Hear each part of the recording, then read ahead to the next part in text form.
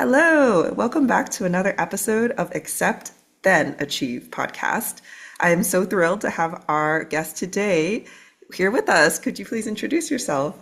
Yes, so I am Dr. Leonaura Rhodes, and very briefly, I began my career as a physician in the UK.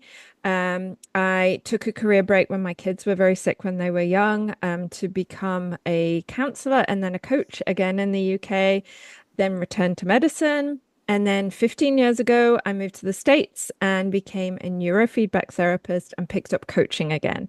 And so, on and off over the last 15 years, I've been a coach with a brief stint as a medical writer as well. And I also worked for the world famous Tony Robbins for 18 months as a coach and trainer.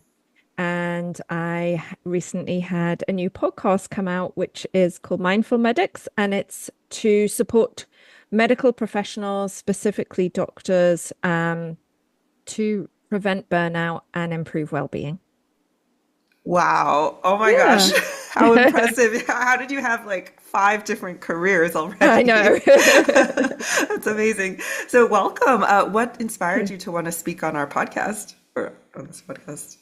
Well, I love the topic. I have struggled my whole adult life with the curse of being a high achiever, and it has led me on more than one occasion to become extremely burnt out and actually to become kind of suicidal as well, to that extreme. And I think it's something that's not talked about very often. And interesting, I was just listening to one of your other podcasts where you were talking to a woman who'd grown up in an Asian family that was very pushy, and I've coached a lot of Asian clients who've had that similar experience. And I think we need to be talking about it. It's not okay that people are suffering like that. Absolutely. Yeah. Wow. Yeah, I resonate a lot with that too. And me Mm. myself, I have been to that low point as well. Yeah, Mm. could you just share a bit about like Mm. what that was like for you? When did you realize finally that you had hit rock bottom? And Yeah. So I call it my linen closet experience. And I can laugh about it now, but it was pretty grim at the time. I was working in obstetrics and gynecology. It was part of my general practice rotation. I was training to be a GP in the UK, and I had to finish the rotation. Otherwise, I wouldn't be able to go on to become a GP. And the whole kind of 6 months, there was a lot of bullying went on. There were two senior doctors, kind of they were actually middle grade doctors who Mhm. were bullies, and they really believed that they'd had to suffer, and so they should make everybody who worked with them suffer. And I had one weekend where I was literally forced to do a surgery that I was above my pay grade. I wasn't trained to do this surgery, Mm. and I was forced to do it. He said he would report me and have me struck off if I didn't do the surgery. And I did the surgery, and it went well, but I was crying throughout the whole thing, and then kind of ran off afterwards and literally went and I gave my beeper. I'm showing Mm. my age here. This was like nearly 30 years ago now. I Mm. gave my beeper to my favorite nurse, and she hid me in a linen closet for about, it was 3 or 4 hours. And I Oh. literally stayed in there and cried. And I had no tools. I didn't know what to do. And, I was like, do I just like walk out? And this is so awful. I can't do another day of this. And I eventually calmed down, and she brought me a cup of tea. This was in England, so having a cup of Oh. tea is like it's part of self-care and stress management. And but the week that followed was pretty dark for me as well. And I remember standing at the top of a very large staircase. I was probably, I Mm. don't know, 6 or 7 stories up, and plotting to throw myself down the stairs. And the plan was to break enough bones so that I could have 6 weeks off, but no more. Because if I had to have 6 weeks off, more than 6 weeks off, I had to come back and repeat the whole thing all over again. Oh my So gosh. and I look back and I'm like, oh my God, what a terrible thing to be plotting. And I could honestly have killed myself on those stairs. They were concrete stairs with like metal rungs on them, and that's how bad it was. And I wouldn't wish that feeling upon anybody. It was so awful, and I felt so trapped. Um, Wow. yeah, Oh my gosh. yeah, That's too mo Thank you for sharing. I'm like speechless. I don't know what to to say it other than yeah, wow, what that's horrible. I mean, it's great you're calling it out because that happens all the time, especially in the medical yeah, system and so many others. It's like that, yeah. dirty underbelly of these professions, and it's like Yes, anywhere where there's a hierarchy and like people are absolutely. bullies or people are prone to becoming bullies, Yeah, and there's not, and people just want to be there, and it's just yeah. terrible what they make you go through. I know. How I did you recently, survive that in yeah. the end, like, I don't actually know. I mean, I was really lucky. I did have my boyfriend then, who's now my husband, was pretty supportive, and I think my colleagues who are at a similar level to me, I think I did have some support there, but I just kind of muddled along, and like I said, I didn't really have any tools. I thought you just had to suffer, and you had to be like stoical and push on through it, and hope that one day it would get better. And that rotation finished and I went on to the next one and it was better. mm, But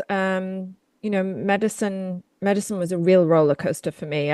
Some people thrive in that environment, but I did not. And I also felt a very large burden from the responsibility of the job. When you make a mistake in medicine, mhm. you can kill somebody. And in obstetrics, you can kill two people when, Yes. if you make a mistake. And I did not handle that well. I would ruminate about cases and I'd wake up in the middle of the night thinking about, did I miss something?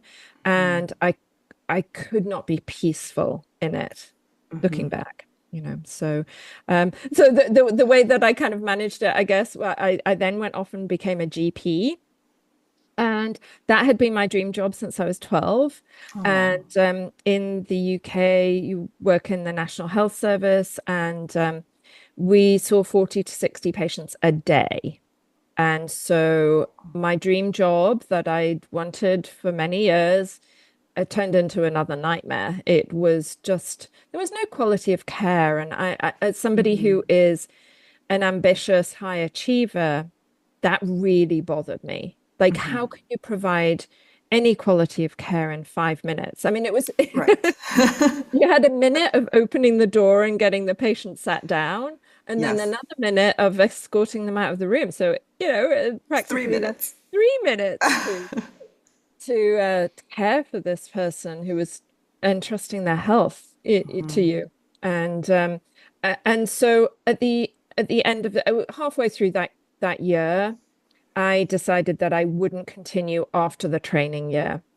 I had to mhm, complete that year, and I then discovered a specialty called public health. And it back then this was a research role. I worked for a health authority, and I did research, and I was kind of involved in the running of the health service, and I loved it.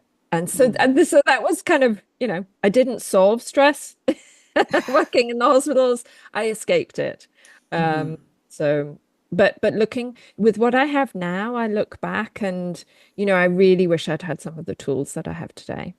Yeah, I was going to ask, what are some of those tools that you wish Yeah. you had had and that really would have helped back then? So it's all the kind of brain health stuff. And yeah, I forgot to mention earlier, I'm a trained brain health coach and trainer with the Amen Clinic. And, I realize now that brain health is everything. If you have an unhealthy brain, it's very hard to uh, to be successful at anything, Mhm. including being happy. Um, and so, eating well. Back then, my idea of a healthy diet was having a chocolate bar in each white coat pocket. I used to start a shift with a chocolate. I have low blood sugar, so I would like, I'm like, I've got to eat. And it's like, I can eat like a Mars bar in 2 minutes. So let me just carry them with me. It just sounds so disgusting now. And, so my diet was terrible back then. Mhm. I was probably getting enough exercise because I was running around the hospital. And Mhm. it was funny back then, I worked in a massive hospital. And when we got a crash call, it sometimes there was a half-mile run to the other end of the hospital. So I Wow. was getting plenty of exercise. I wasn't managing stress well, and there were some toxic people in my life, and I was not getting enough sleep. Sleep. And it's funny, I love sleep now. Back then it was like it was for the weak and Yes. and uh, and I realized how bad that was. And it's funny. I was just one of the kind of other times in my life when I've experienced extreme burnout was when my kids were young and I had two kids with pretty serious health problems that led to sleep deprivation again. And, Mhm. that sleep deprivation didn't cause the problems, didn't cause the stress, but it really didn't help. Mhm. And so, the tools that I wish I'd had, I wish I loved sleep back then as much as I do now. Does that make sense? Yes, Yeah. definitely. You have to like fiercely protect your own health Yeah. and advocate for just your basics, your sleep, your eating, Absolutely. and Yeah, all of yeah, that. Yeah. yeah, Wow. What a journey it took you on. I mean, yeah, everything you said, I've also experienced and resonate with. That's so interesting. You were plotting, you were like, I need a break. It's like, it's not that you yes, wanted to escape. You're just like, I just wanted a temporary I know. relief from it, but And not too and long. yes, exactly. And it's interesting in the job before that one, I was working over 100 hours a week, and there was one week I worked 120 hours. And by the Mm. way, people are thinking how many hours are there in a week? There are 160. And I worked 126 hours in this week. Oh my gosh. And I fell asleep in the coronary care unit twice during that time. It was a really busy week, and so the sh I worked 3 night shifts during that time and got no sleep in any of them. And so I went home on the Monday, and I woke up on the Tuesday morning, and I couldn't get out of bed. There was my Mm-hmm. body wouldn't allow me to get out of bed. And it was just pure exhaustion. I wasn't sick. Mm-hmm. And I called HR and said, I'm really sorry. I've woken up this morning and I can't stand up. And they said to me, if you don't come in today, if anybody dies, it's on you. That's horrible. Isn't Oh that my horrible? gosh. And and so, I already felt awful. And I actually didn't go in that day. I was like, well, you know, I'm sorry, but I physically can't come in. And that was, that was the culture back then as well. And it was in part due to understaffing. Genuinely, Mm-hmm. there wasn't really, many people they could call in at the last minute. And it meant the other doctors having to pick up the slack of me not being able to work. But Mm-hmm. I couldn't, if I'd worked that day, it would have really harmed me and I could have done massive harm to To the my patients patients. as well. Yeah, it's just Yeah. terrible. Yeah. So It's yeah. such a precarious system. There's like no support. I thought it was just in the US that it was like that, but in the UK too, the medical system, it's understaffed. Yeah. You'd think with all the money the hospitals make, but maybe they don't have that much in the And UK. it's a very different system in the UK. And I think when I was working in the hospitals were actually fairly well funded. Okay. But paying for medical professionals is expensive, and there's a lot Yes. of people you need. It's not just doctors, it's all of the, it's the cleaners and the lab technicians and the nurses and like there's, when somebody goes into hospital, there's maybe like 50 people that Mm-hmm. are doing stuff behind the scenes. And so I Mm-hmm. get that, running a hospital is super expensive. Um, but the National Health Service now has been chronically defunded in the last 20 years, and things are much worse now. So, I a lot of I'm just turned 56, and a lot of my colleagues who are in the UK are taking early retirement. COVID totally pushed them over the edge. They were already struggling and feeling that the system was failing them and failing the patients. And then COVID happened, and it just it was the last straw. Hmm. So several of my contemporaries are plotting early retirement in their late 50s. Hmm. Um, whereas Yeah. I don't know that they would have done previously. Hmm. Yeah. Yeah. And it's just getting more and more just Yeah. crazy, the documentation and Yeah. people getting sicker overall too. Yeah. It's we have Absolutely. more. Yeah, it is. Mm. We need to change the system. The system may have been okay, barely back Yeah. then, but now it's like we definitely need, especially after COVID Yeah, too. absolutely. And as you know, on my podcast, I'm talking to mainly to doctors, but other care providers as well. And I think here a stress that we don't have in the UK is the insurance system. People Yes. say, insurance companies refusing treatment for patients that the doctor and sometimes several doctors have deemed necessary. Right. And the insurance company will say, well, you need to offer them this cheaper alternative. And the doctor's like, that won't work. And Right. the insurance company is like, we don't care. And I Um, can't even imagine how, on top of all of the other stress that we've just talked about, that must be so disempowering. mhm. Yeah. Yeah, Yeah. so tough. Absolutely. Yeah. Yeah. Yeah, it's just like there really shouldn't be barriers, like those kinds of barriers or obstacles Yeah. for our basic healthcare, which is a right, not a privilege or just it shouldn't be turned into any sort of capital, like the insurance companies are just like, well, do this because it's cheaper. It's like, no, we're not, Yeah. like, that's a terrible way to make decisions. Agreed. I had a question about the UK as well. Like, did they have as Mm. much stigma on mental health as well? Like, were you able to talk to anybody? Or it was also seen as weak It was or seen as weakness, yeah, definitely. Yeah. yeah. Yeah, back then. And I think it may have improved a little bit. I think people are talking about it a little bit more.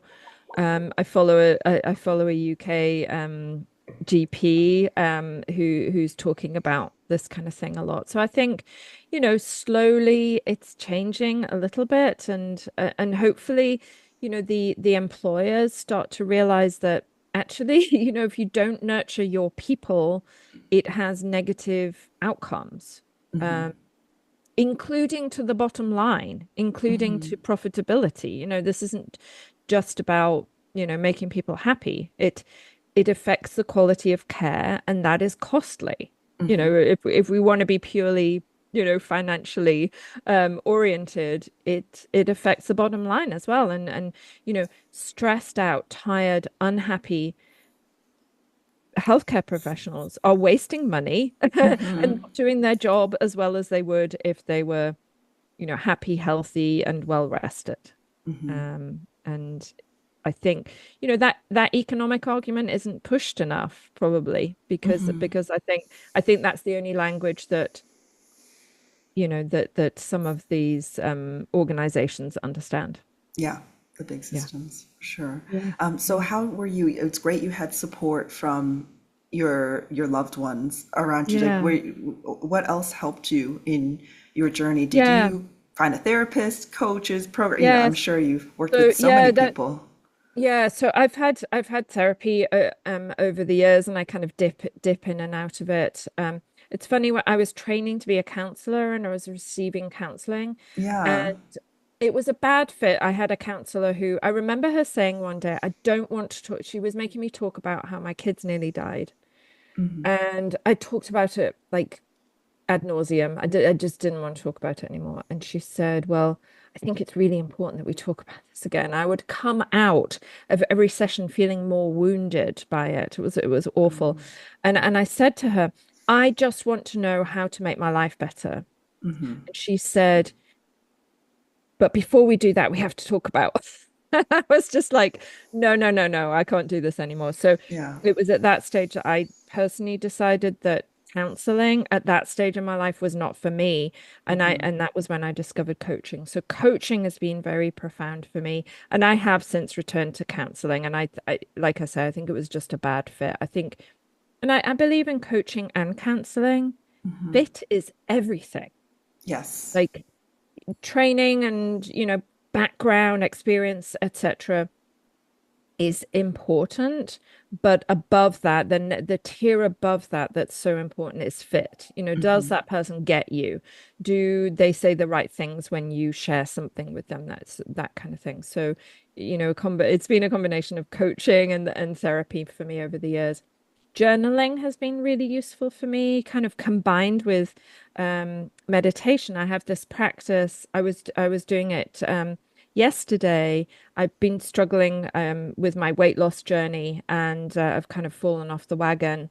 Um, and so I have this technique that wasn't invented by me, but it is really useful, where I journal all the negative stuff for 5 minutes.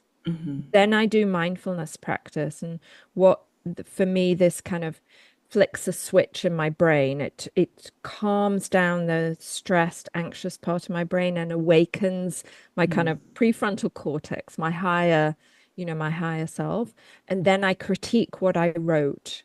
I critique all the negative stuff, and I ask myself two questions: what is true, and what should I do? And that has been one of the most profound, life-changing tools for me. And I teach it to a lot of people that I work with. It kind of allows you to give yourself therapy, as it were. Yes. Our mind and our brain is not really designed for this modern world. And we often have, self-sabotaging thoughts that really harm us. And it's a good way of kind of, harnessing that, like training it on a leash and saying, no, actually, I'm in charge of my thoughts and my feelings, not my ancient brain that's like screaming, danger, danger. Does that make sense? Yeah, overly emphasizing them. Yeah, yeah. I was Yeah. going to ask you, like, because I'm sure, I think many of the listeners here are familiar with a lot of mindfulness practices, Yes. but I'm always curious to hear like each individual person's flavor, or maybe perhaps some of the more unusual techniques or Yeah. things that they can, especially if they can try it out right away after listening to this episode. Do you have any that Yes. come to mind, other than what you just shared, like the journaling and? So my favorite of the mindfulness practices is actually a tactile meditation. I don't know if you've come across this. So I do it really quickly with you. So what you do is you bring your fingertips together, and you can keep your eyes open or closed, but you start to rub your fingertips together, and you really focus on the sensation of the rubbing of the fingertips together. You just feel it. You feel what you feel. And then you run the fingertips of the right hand down the fingers of the left hand to the palm. Move around the palm. And feel the fine lines on the palm and the deep lines. Notice the temperature and any sensations.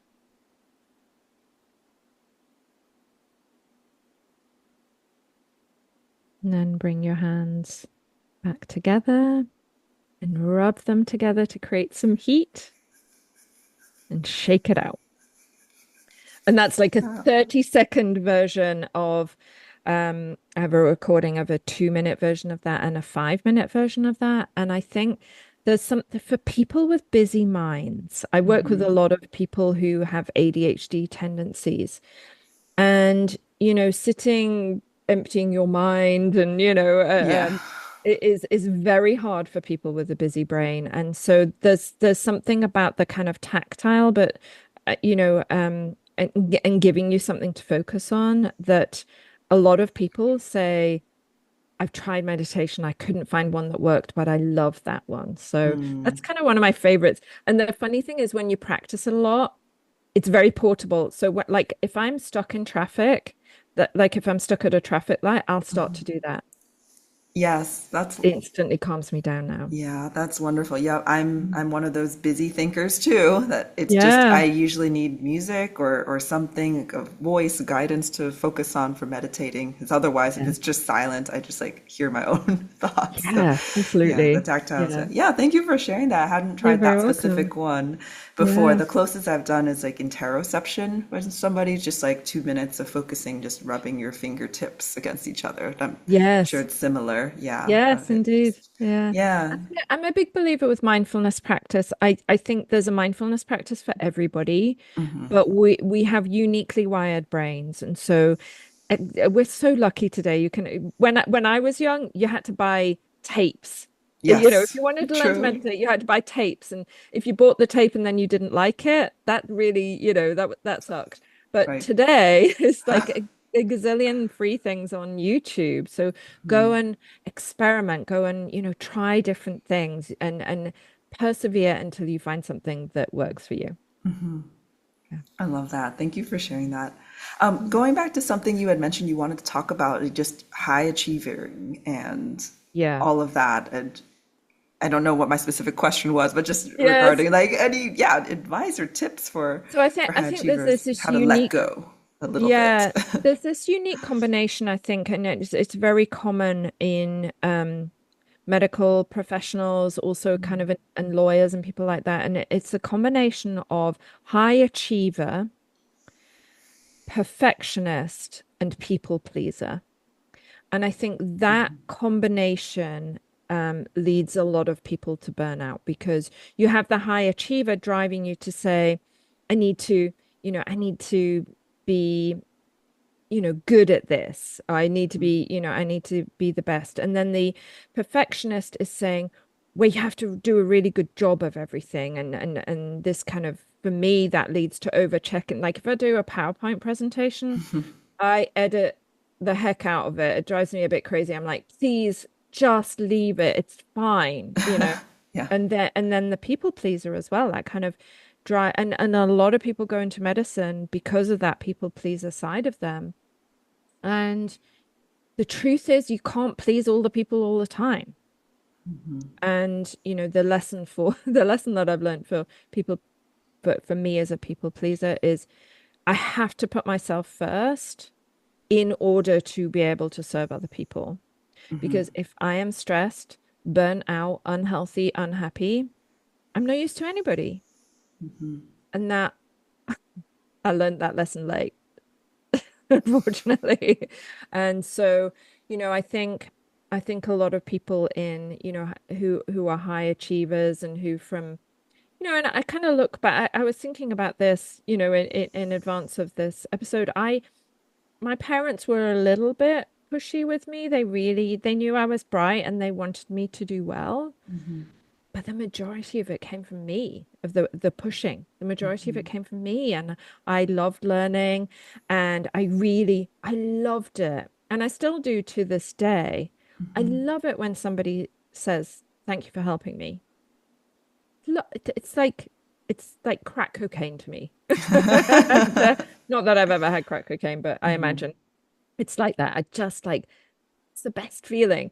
And it is a wonderful feeling, but a lot of people they put that above, staying healthy themselves, and that is just a really dangerous path to be on.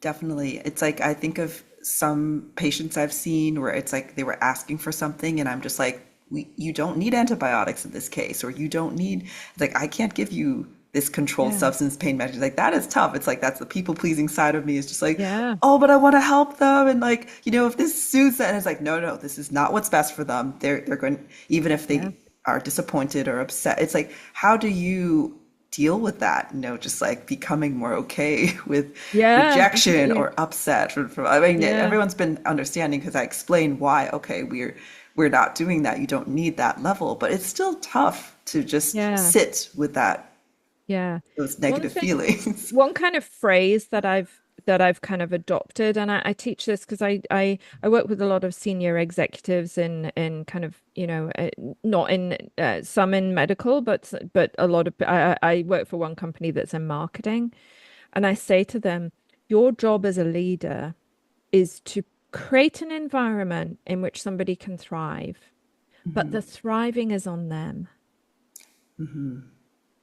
And this, going back to being a doctor, you can do everything right. But if the patient then goes home, doesn't take the, the doesn't follow the plan that you've prescribed for them, eats junk food all day long, doesn't exercise, blah, blah, blah, that is on them. You did your bit. You did your best to create an environment in which they could thrive, and then the thriving is on them. And for me, that's been really important to say, to take a pause and say, have I done everything that I can? And if I have, I now need to let go. Yeah, that is helpful for Yeah. sure. Yeah. Yeah. And it's not easy, but it's kind of helped me keep my sanity, um, over the years. So yeah, Yeah, yeah, definitely.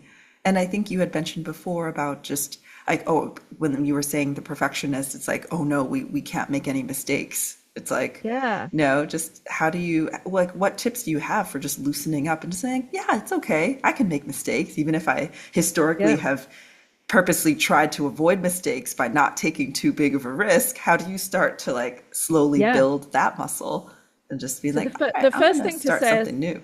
yeah, absolutely. That's I think the first thing to say is it's okay to have high standards. And I'm totally for people having high standards. But the next thing to say is that we live in a really uncertain universe. In true. fact, one of the only certainties is uncertainty, is that this universe is chaotic and crazy, and bad things happen to good people.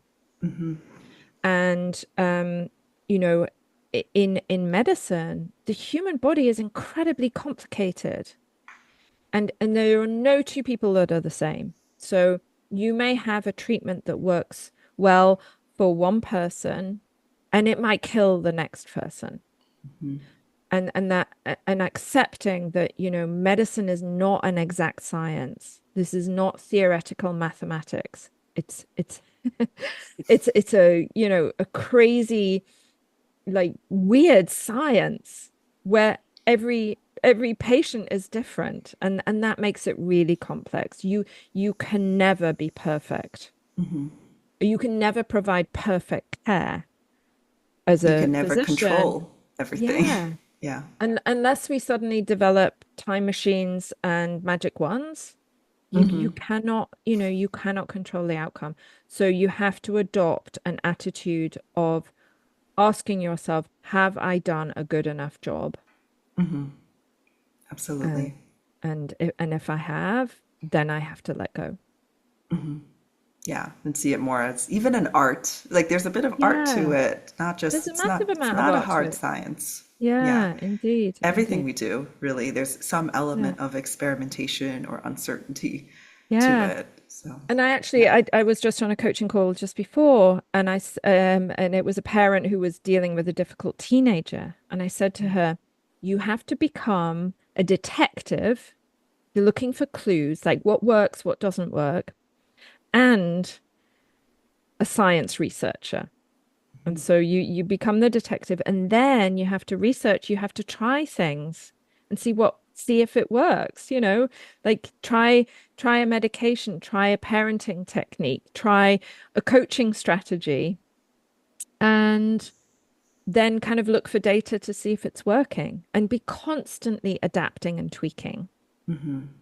Definitely. And it's frustrating because sometimes things will work one day and then they might not else and you just Absolutely. gotta adapt. It's just like to try not to like do it perfect, just embracing that there will be messiness to Yes. it along the Yes. way. Absolutely. Yeah. Yeah. Well, we're getting to our last few minutes. Just wanted Mm. to end with where can people find you and connect with you and any Yeah, thank last you. thoughts you wanted to share? Yeah. So my website is drleonaurarhodes.com, and that kind of leads to all of the stuff that I'm doing. And as I mentioned, I have this new podcast out on the Influent network, and it's called Mindful Medics Podcast. And I'm sneaking in a lot of general advice into there. It is, the main remit is for medical professionals, but I'm making sure that probably around three-quarters of the podcast is very, very general. So if you're interested in improving your health, happiness, and abundance, please check out the podcast. It's been an amazing journey, and Tony, you were one of my guests, so it's I think it's I think it's useful. So I'd love people to check that out. Wonderful. Yeah, and I'll make sure Mm, to put all these links in with this episode as well. Thank you thank so you. much for You're coming very on welcome. today, sharing your story. What an incredible journey you've been through, from the linen closet to the staircase Yes. to now where you are. Super appreciate your time and you sharing your wisdom today. Thank you. All right, we'll conclude the episode here then. Thank you and have a wonderful day.